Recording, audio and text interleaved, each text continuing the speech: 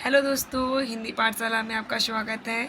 आज हम लोग गद्य काव्य में गद्य काव्य या गद्य गीत एक ही होता है वो पढ़ने जा रहे हैं। तो गद्य गीत यानी गद्य काव्य की शुरुआत हमारे छायावादी युग से हुई थी।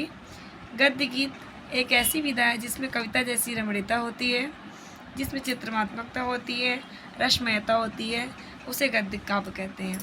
गद्य काव्य ये होता है जो पढ़ने में तो स्वरूप और रूप में तो गद्य जैसा होता है और पठन पाठन में काव्य के जैसा दिखाई देता है। यानी इसका स्वरूप जब पढ़ते हैं तो हमको गद्य जैसा लगता है, लेकिन जब इसकी लय बनाते हैं तो ये काव्य जैसा पढ़ने में लगता है। इसे हम गद्य काव्य या गद्य गीत कहते हैं।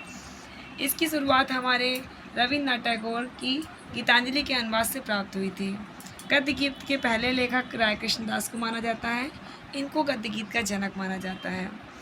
और राम कुमार वर्मा ने शबनम की भूमिका में ये गद्य गीत का विचार रखा हुआ था। तो शुरू करते हैं हम लोग अपने गद्य काव्य को।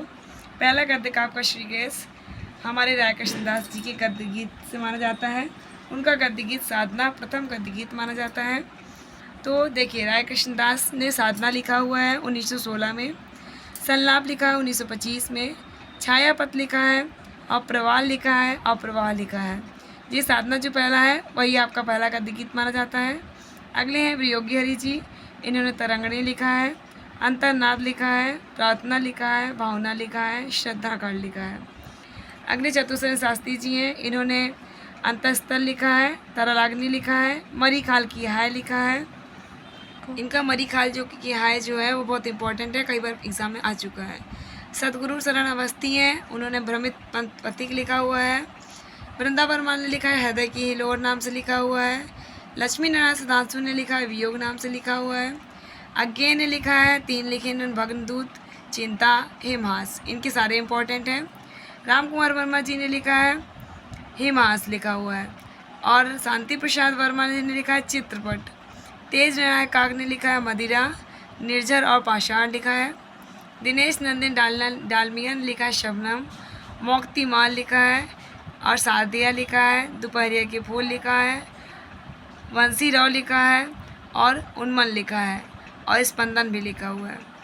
अगले हैं राम प्रसाद विद्यार्थी रावी, जिन्होंने पूजा और शुभ्रा नाम से लिखा हुआ है। भंवरलाल सेंधी ने लिखा है वेदना नाम से।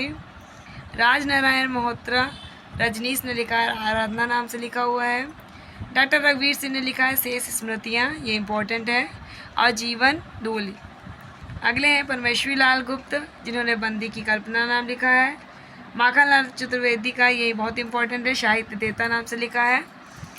ब्रह्मदेव ने लिखा है निशीत, आंसू भरी धरती और उदीची और आंतरिक।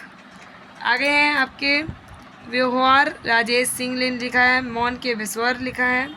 रंगनाथ दिवाकर ने लिखा है अंतरात्मा से। अगले हैं महावीर शरण अग्रवाल जी ने लिखा है गुरुदेव नाम से लिखा हुआ है। ठाकुर आर राम आधार सिंह ने लिखा है लहरपंथी नाम से। रामधारी सिंह ने का इंपॉर्टेंट है उजली आग, जो कई बार एग्जाम में आ चुका है। कांति त्रिपाठी ने लिखा है जीवन दीप नाम से। माधव प्रसाद पांडे जी का है चितवन के फूल, ये इम्पोर्टेंट है, और मधुनी नाम से लिखा हुआ है। सांझवती लिखा है, स्वर्णीला नाम से लिखा हुआ है, पराती नाम से लिखा है, और लिखा है इन्होंने सृजन पूजा नाम से लिखा है। रूप गीत लिखा हुआ है। आपके जितेंद्र सूद ने लिखा है पतझड़ की पीड़ा नाम से लिखा हुआ गद्य गीत है। अशोक वाजपेयी ने लिखा है, ये भी कई बार आ चुका है, कहीं नहीं वहाँ वहीं। और राजेंद्र अवस्थी ने लिखा है काल चिंतन। ये आपके कुछ इंपॉर्टेंट गद्य गीत थे जिनको एग्जाम में की दृष्टि से इम्पोर्टेंट है। आप इनको बार बार थोड़ा रिवीजन कर लीजिए।